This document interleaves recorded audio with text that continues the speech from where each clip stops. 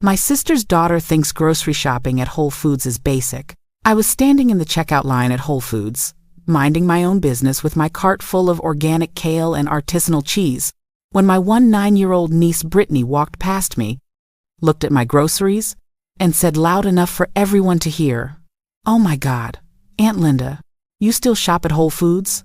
That's so basic." Like, embarrassingly basic. And then she laughed. She actually laughed at me, in front of the cashier, in front of other shoppers, as if I had just admitted to using Internet Explorer in 2024. But here's the thing, Brittany didn't know. I was about to teach her a lesson about what basic really means. And trust me, by the time I was done, she would be begging to shop at Whole Foods. My name is Linda Morrison. I'm 52 years old, and until that moment in Whole Foods, I thought I had a pretty good relationship with my sister Karen's daughter, Brittany. Let me paint you a picture of Brittany. She's a sophomore at a very expensive liberal arts college that my sister and her husband are paying $65,000 a year for. She came home for spring break wearing a vintage thrift store jacket that probably cost $300, carrying a reusable tote bag with some obscure indie band's logo on it, and sporting a new nose piercing that made my sister cry for 3 days. Brittany had recently discovered what she called ethical consumerism and anti-capitalist living, which apparently meant she was too enlightened to shop at mainstream stores like Whole Foods. Instead, she exclusively shopped at a place called the People's Pantry, a cooperative grocery store in the hipster part of town where everything was locally sourced. The cashiers had philosophy degrees, and a single heirloom tomato cost $8. Now, don't get me wrong. I'm all for supporting local businesses and eating healthy. That's literally why I shop at Whole Foods. But Brittany had decided that Whole Foods was corporate and gentrified, and therefore beneath her newly enlightened consciousness. The irony? My sister Karen and I grew up genuinely poor, like government cheese and powdered milk poor, like shopping at the dented can discount store poor. We wore hand-me-downs from church donation bins and thought going to McDonald's was a luxury. When Whole Foods opened in our city 15 years ago, I remember walking through those doors for the first time and feeling like I had finally made it. I could afford organic produce. I could buy fancy cheese. I could choose the nice bread. But Brittany? Brittany grew up in a 5-bedroom house in the suburbs with a pool. She had a car for her 16th birthday. She went to Europe twice before graduating high school. And now she was calling me basic for shopping at a store I had worked my entire adult life to be able to afford. The Whole Foods incident happened on a Tuesday afternoon. By Wednesday morning, my phone was buzzing with a text from Karen. "Linda, Brittany feels really bad about what she said at Whole Foods. She wants to make it up to you by taking you shopping at the People's Pantry this weekend. She says it will open your eyes to conscious consumption. Please say yes." She's very passionate about this. I stared at that text for a full minute. Brittany felt bad? That girl hadn't apologized. She hadn't called me. She had just apparently told her mother that she wanted to educate me further. This wasn't an apology. This was a mission. But you know what? I texted back, "Sure, Saturday at 10 a.m.? Karen responded immediately with 3 heart emojis and, "Thank you. You're the best sister ever." I wasn't being the best sister ever. I was being strategic because I had a plan. A beautiful, petty, absolutely perfect plan. See, I have a secret that nobody in my family knows about. Well, almost nobody. My late husband Tom knew, but he passed away 3 years ago, and Tom would have absolutely loved what I was about to do. I own the People's Pantry. Not publicly, of course. It's owned through an LLC, and I'm a silent investor. The hippie couple who run it, Jasmine and River, yes, those are their real names, think I'm just a generous investor who believes in their mission. Which I do. I genuinely think they're running a great business. I've been a silent partner for 2 years, and it's actually been quite profitable. But Brittany doesn't know this. Nobody knows this. And I was about to have the most fun I'd had in years. Saturday morning arrived bright and early. I showed up at Karen's house at 9:45 a.m. wearing my nicest jeans and a simple sweater. Brittany came bouncing down the stairs wearing tie-dyed overalls and Birkenstocks, her reusable tote bags slung over her shoulder like she was heading into battle. "Aunt Linda, I'm so excited to show you this place. It's going to completely transform how you think about food." "I can't wait," I said, with the most genuine smile I could manage. Karen waved us off from the doorway. "Have fun, you too." "Brittany, be nice to your aunt." "Mom, I'm always nice," Brittany said, rolling her eyes. We took Brittany's car, a used Prius her parents bought her that she had covered in bumper stickers about saving the bees and eating local. The entire 20-minute drive, she lectured me about the problems with big organic.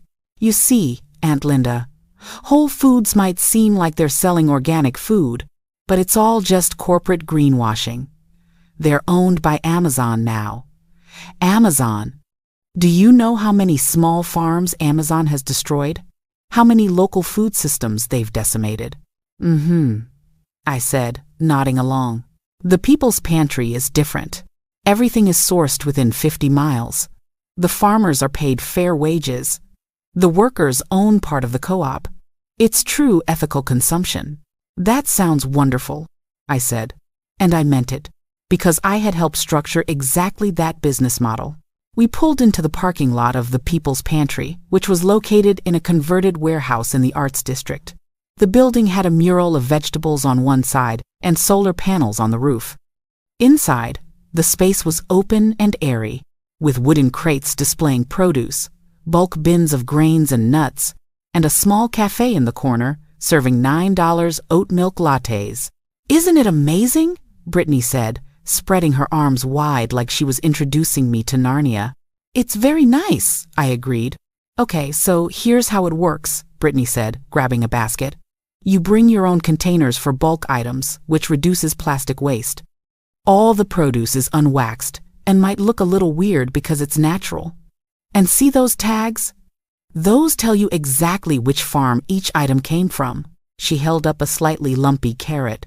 "This is from Henderson Farm, 30 miles north. Isn't that cool?" "Very cool," I said. I had been to Henderson Farm. Nice people. Their daughter was getting married in June. Brittany started loading her basket with items, providing commentary on each one like she was narrating a documentary. "These are purple potatoes from Greenfield Gardens. They're $4 per pound, but you're paying for quality and ethics." I picked up a regular russet potato from Whole Foods in my mind. 89 cents per pound last time I checked. But I said nothing. "Oh, and you have to try this artisanal sourdough. It's made by a local baker named Stefan who uses a 200-year-old starter that was brought over from Germany." The price tag said $18 per loaf. "This honey is from urban beehives kept on rooftops downtown. It's $25 for a small jar. But think about the positive impact you're having on the bee population. At Whole Foods, organic honey was $8 for a bigger jar. But again, I kept quiet. We moved through the store, and I watched Brittany carefully select items, checking each label, nodding approvingly at prices that would make most people's eyes water. In 30 minutes, she had filled her basket with about 200 worth of groceries. She had grabbed one small zucchini that cost $6. "Isn't this great?" she said, beaming at me. "Don't you feel better knowing exactly where your food comes from?" "I do feel pretty good," I said honestly. "Can we look at the bulk section?" "Oh, Aunt Linda, you're getting it. Yes, bulk is the best. You can bring your own jars and containers. Zero waste." We walked over to the bulk section, where they had everything from quinoa to nutritional yeast to some kind of ancient grain I'd never heard of. The prices were displayed per pound, and they were impressive. A young woman with dreadlocks and a name tag that said Sunflower, probably not her birth name, was restocking the bulk bins. "Hi there," she said cheerfully. "Can I help you find anything?" "We're just browsing," Brittany said. "I'm showing my aunt around. She's new to conscious shopping." Sunflower looked at me with the kind of gentle pity usually reserved for rescue animals. "That's wonderful. It's never too late to start making ethical choices." "That's what I keep telling her," Brittany said, as if I weren't standing right there. I smiled sweetly. Actually, I have a question. Where do you source your bulk items from? Sunflower brightened. Great question. Most of our grains come from a collective of organic farms in the Pacific Northwest. Our nuts are from California, all sustainably grown. Our spices are fair trade from various cooperatives around the world. And how do you verify all of that? I asked innocently. Well, we work with certified suppliers who provide documentation, Sunflower said, her smile getting slightly more uncertain. Interesting, I said. And do you ever audit the farms yourself? Or do you rely on the certifications? Brittany jumped in. Aunt Linda, that's what the certifications are for. That's the whole point. Oh, I know, I said. I'm just curious about the verification process. I mean, Whole Foods has certifications too, right? There was a pause. Sunflower looked slightly uncomfortable. Brittany's smile had frozen on her face. It's different, Brittany said firmly.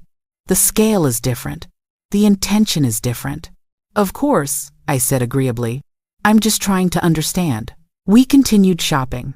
Brittany grabbed some overpriced pasta, artisanal, hand-rolled, made by someone named Giancarlo, who may or may not actually be Italian. She picked up goat cheese from a local farm, $16 for a tiny log, mushrooms that cost more per pound than steak, $22, and something called activated cashews that I still don't fully understand, $18 for a small bag. As we were heading toward checkout, I noticed Jasmine, one of the co-op owners, stocking shelves in the back. She saw me and waved enthusiastically. Linda, what a wonderful surprise! She started walking toward us, and I could see Brittany's confused face out of the corner of my eye. Wait, you know each other? Brittany asked. Oh yes, Jasmine said, reaching us. Linda is one of our customers. I interrupted smoothly. I've been shopping here for a while. Jasmine paused, looking at me with slight confusion. But she's a smart woman. She read my face and played along.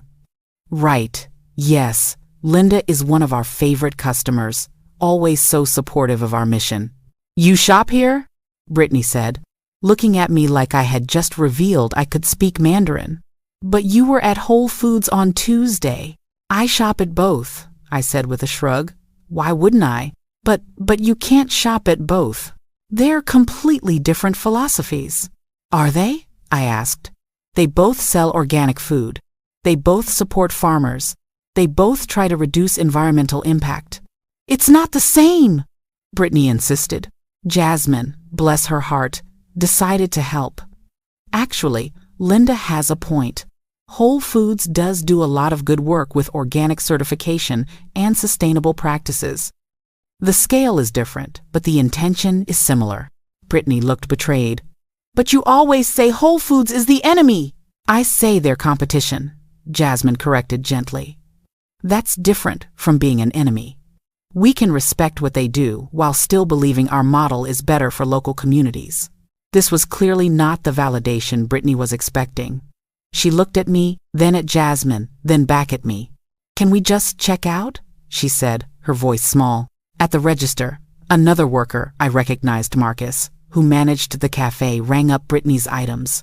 The total came to 247.83 cents. Brittany pulled out her credit card, her parents' credit card, I happen to know, and paid without blinking. Meanwhile, I had picked up a few items myself, some of Henderson Farms carrots, a loaf of Stefan's sourdough, and a jar of that urban honey. My total came to $51. You know, I said as we walked to the car. That's an interesting point about shopping at both stores. I don't want to talk about it, Brittany muttered. No, I'm serious. Why should it be one or the other? Why can't I get my basics at Whole Foods, where it's convenient and affordable, and then come here for special items and to support local farmers? Because you're supposed to commit to the lifestyle, Brittany said, frustration creeping into her voice. You can't just pick and choose. Why not? I asked. Who made that rule? She didn't have an answer for that. We got back to Karen's house around noon. My sister had made lunch, sandwiches, and soup and insisted we stay and eat. So how was it? Karen asked eagerly. Did Linda love the people's pantry? It was very educational, I said before Brittany could answer. Wasn't it amazing, Mom? Brittany said, but her voice had lost some of its earlier enthusiasm. I showed Aunt Linda everything. The bulk section, the local produce, the whole co-op model. That's wonderful, Karen said. Linda, maybe you'll start shopping there regularly. Maybe, I said, although it is quite expensive. Quality costs money, Brittany said automatically, like she was reciting from a textbook. That's true, I agreed.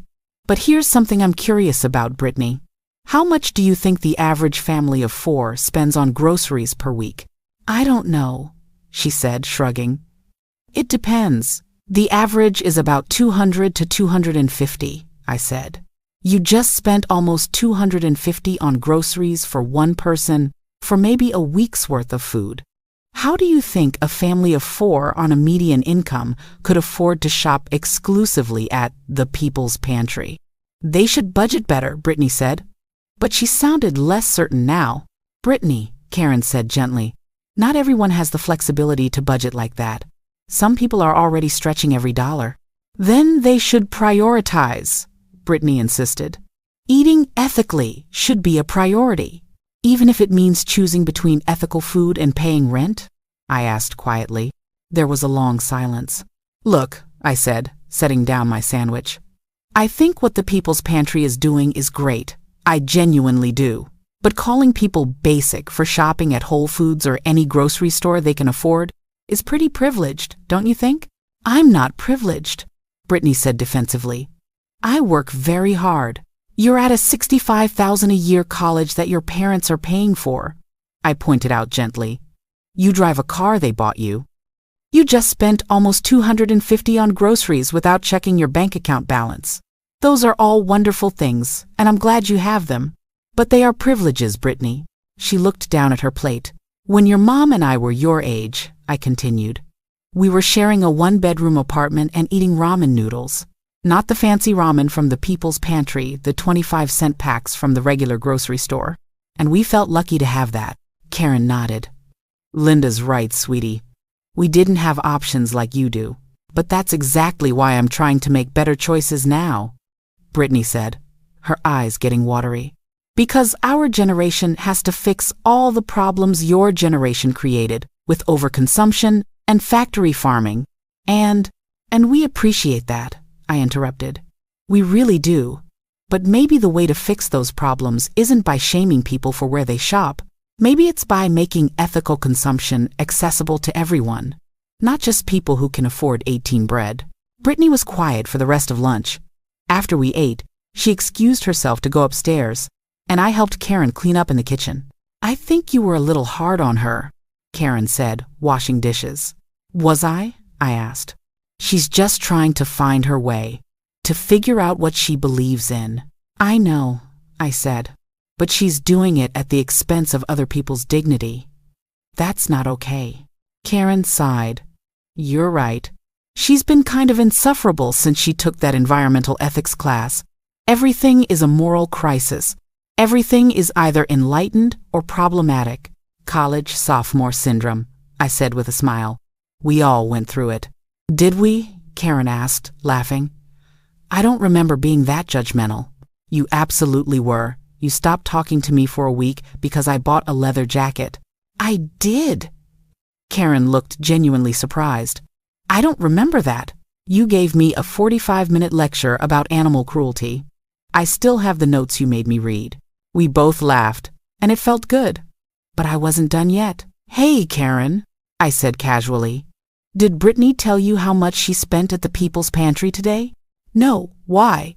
Almost $250. Karen nearly dropped the plate she was holding. $250? On what? Groceries. For one person. For maybe a week. That's more than I spend on groceries for our whole family, Karen said, her voice rising. Where is she getting that kind of money? Your credit card, I assume. Karen's face went through several emotions very quickly. She's been going on and on about ethical consumption and anti-capitalism, and she's spending our money like that? Yep. Oh, we're going to have a conversation about this. Well, before you do, I said, There's something else I should tell you.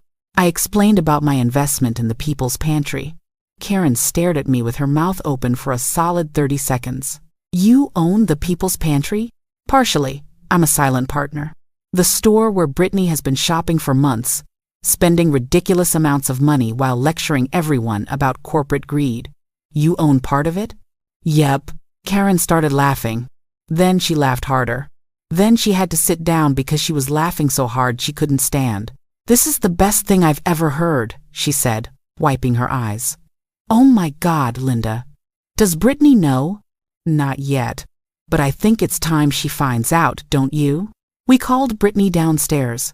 She came reluctantly, probably expecting another lecture. Honey, Karen said, your Aunt Linda has something to tell you. I took a deep breath. Brittany, I want to apologize for being defensive earlier. You're right that the People's Pantry is a great store with a strong mission. Brittany looked suspicious but nodded. Thank you for saying that. I can speak to that personally, I continued, because I'm actually one of the investors who helped get the People's Pantry off the ground 2 years ago. I'm a silent partner in the business. The color drained from Brittany's face. What? I own part of the store you've been shopping at. The store you've been using as an example of how much more enlightened you are than me. The corporate-free, anti-capitalist co-op? It exists because of my capitalist investment. But you're always at Whole Foods. Because it's convenient and affordable for everyday shopping. I saved the People's Pantry for special items, best of both worlds. Brittany looked at her mother, who was trying very hard not to smile. Did you know about this? I just found out, Karen said. Apparently, your aunt is full of surprises. But that doesn't make any sense, Brittany said, sitting down heavily on the couch. You can't be a capitalist investor in an anti-capitalist co-op. Why not? I asked. Someone has to fund these ventures. Jasmine and River are brilliant at running a store and sourcing ethical products. But they needed startup capital. That's where investors like me come in.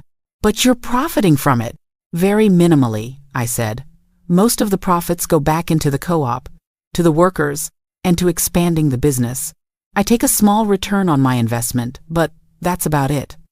I did it because I believe in the mission, not because I'm trying to get rich. I can't believe this, Brittany muttered. Here's the thing, Brittany, I said, sitting down across from her. The real world is more complicated than what you learn in your ethics classes. Supporting local businesses is great. Eating organic is great. Reducing consumption is great. But none of those things exist in a vacuum. What do you mean? I mean that the People's Pantry exists because of a combination of factors. Ethical farming practices, yes, but also business loans, investors, marketing, logistics, and yes, capitalism. The farmers who supply the store? They're running businesses. Jasmine and River? They're business owners. The whole thing is a business. Just a business with values you agree with. It's not the same as Whole Foods, Brittany said stubbornly. You're right. It's not. It's smaller, more local, more directly connected to the farmers. Those are all good things. But Whole Foods also sources organic products, supports sustainable farming, and makes healthy food accessible to millions of people. They're not evil just because they're bigger. Karen chimed in. Sweetie, I think what Aunt Linda is trying to say is that there's room for both. There's room for the People's Pantry and Whole Foods and regular grocery stores. Different people need different things. But we should all be striving for the most ethical option, Brittany insisted. And who decides what that is? I asked. You? Your ethics professor? The internet? Brittany didn't answer. Let me tell you something about privilege, I said, my voice getting serious. Real privilege isn't just about having money. It's about having the luxury to make choices. Your mom and I didn't grow up with that luxury. We bought the cheapest food we could find because that's what we could afford. And there's no shame in that. I know that, Brittany said, quietly. Do you? Because calling people basic for shopping at Whole Foods suggests you don't. Whole Foods is expensive for most people. It's a luxury store. But to you, it's beneath you because you found something even more exclusive and expensive. Do you see how that looks? Brittany's eyes filled with tears. I didn't mean it like that. I know you didn't. But impact matters more than intention. We sat in silence for a few minutes. Karen got up to make tea, and I could hear her humming in the kitchen, giving us space.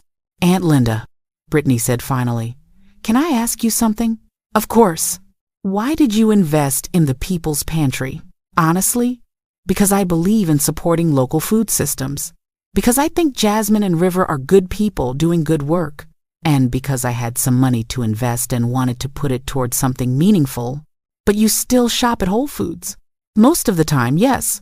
Because it's 5 minutes from my house, the prices are reasonable for what I buy, and they have everything I need. Sometimes I go to the People's Pantry for special items, or when I want to directly support a local farmer. Sometimes I even go to regular grocery stores for basics. I'm not loyal to any one store, Brittany. I'm loyal to what makes sense for my life. That seems inconsistent. Or practical, I suggested. Life isn't black and white. You don't have to pick one philosophy and reject everything else. You can appreciate multiple approaches. Brittany wiped her eyes. I feel really stupid. Don't, I said firmly. You're not stupid. You're learning.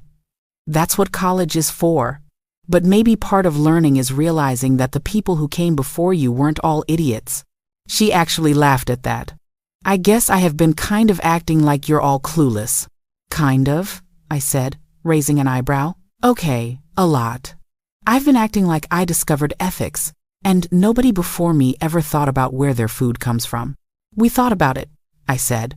We just also thought about rent and car payments and medical bills. Ethics doesn't exist in a vacuum, honey. It exists in the real world, where people have real constraints. Karen came back with tea, and we all sat together, sipping and talking. The conversation shifted to lighter topics, Brittany's classes, her friends, her plans for summer, but I could tell she was processing everything we talked about. The following Tuesday, I was back at Whole Foods doing my regular shopping. I had just picked up my organic kale. Yes, I still buy organic kale. Sue me, when I heard a familiar voice behind me. Aunt Linda? I turned around, and there was Brittany with her own shopping cart. She looked almost embarrassed. Hey, kiddo, I said with a smile. What brings you to the dark side? She laughed nervously.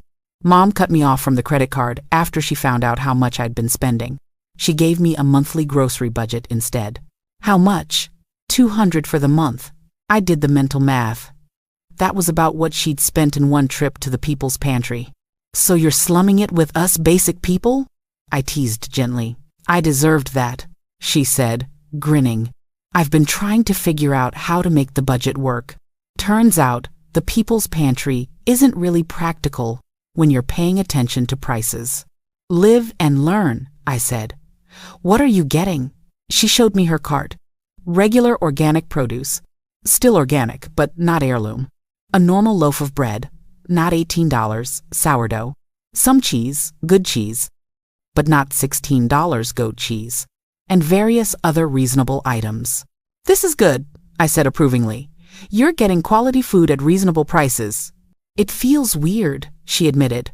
Like I'm compromising. You're not compromising. You're being practical. There's a difference. We shopped together for a bit, and I showed her some of my tricks. Which store brands were actually good quality. When to buy organic, and when conventional was fine. How to compare unit prices. She took notes on her phone.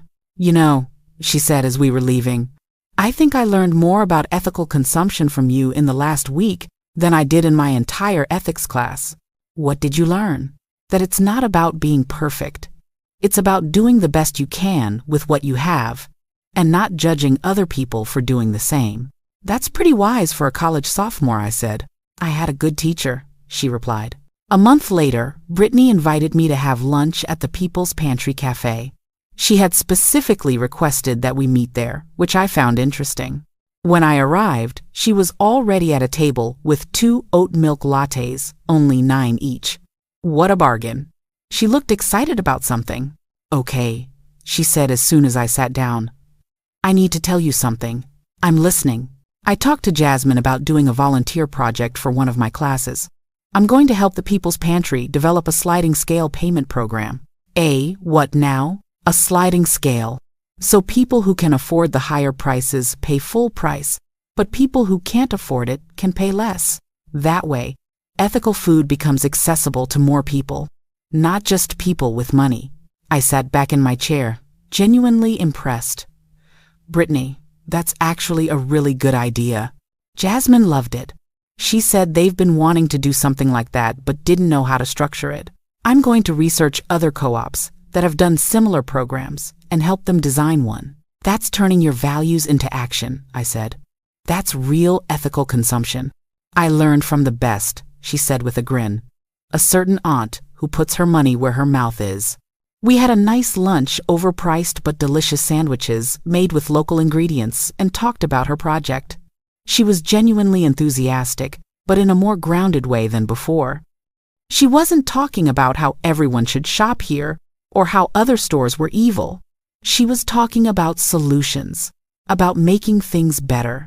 Can I ask you something? She said as we were finishing up. Always. Do you think I was really terrible? Before, when I called you basic, I think you were young and enthusiastic and maybe a little self-righteous, but you weren't terrible. You were just learning. I'm sorry, though. For real. I was judgy and condescending, and you didn't deserve that. Apology accepted, I said. And for what it's worth, I'm proud of you. Not because you shop here or at Whole Foods or anywhere else. I'm proud because you're thinking critically and trying to make a positive impact. Even if I'm doing it through capitalist structures, she teased. Especially then, I said. Welcome to the real world, kiddo. It's complicated and messy and full of contradictions. But that's what makes it interesting. 3 months later, the People's Pantry launched their sliding scale program. They called it the Community Table, and it allowed customers to pay what they could afford based on their income. Higher income customers paid full price, or could even pay extra to subsidize others, while lower income customers could access the same quality food at reduced prices. Brittany had worked her butt off on the project. She researched other programs, created detailed proposals, designed the payment structure, and even helped with the marketing. Jasmine and River gave her full credit, and she used the project for her final paper in her ethics class. She got an A. The program was successful beyond anyone's expectations. It turned out there were a lot of people who wanted to shop at the People's Pantry but couldn't afford it. And there were also a lot of people who were happy to pay extra to help their neighbors. The store's revenue actually increased because they had more customers, and the community aspect became stronger. Karen called me after the launch party. Linda, I just want to say thank you. For what? For teaching my daughter that lesson without making her feel stupid. You could have embarrassed her so badly when you revealed you owned part of the store, but instead, you turned it into a teaching moment. She's a good kid, Karen. She just needed some perspective. She's been different since that day at Whole Foods. More humble, more thoughtful. She still shops at the People's Pantry, but she also shops at Whole Foods and regular grocery stores. And she doesn't judge anyone for their choices anymore. That's called growing up, I said. I guess so. But still, thank you. I was at Whole Foods last Tuesday, where else? Picking up my usual items. Organic kale, yes, still. Some nice cheese. Not artisanal, just nice. A good bottle of wine, and some fresh flowers. Because why not? I ran into Brittany in the checkout line. She was buying similar items, real food at reasonable prices, nothing too precious or performative. Hey, basic aunt, she said with a grin. Hey, reformed snob, I replied. We laughed. The woman behind us in line looked confused. Inside joke, Brittany explained to her. As we walked out together, Brittany said, You know what's funny? What? I actually like shopping. Like this video if it touched something in you. Subscribe if you want to hear more stories about what it means to be human, to be family, and to choose love even when it's complicated. I'll see you next time.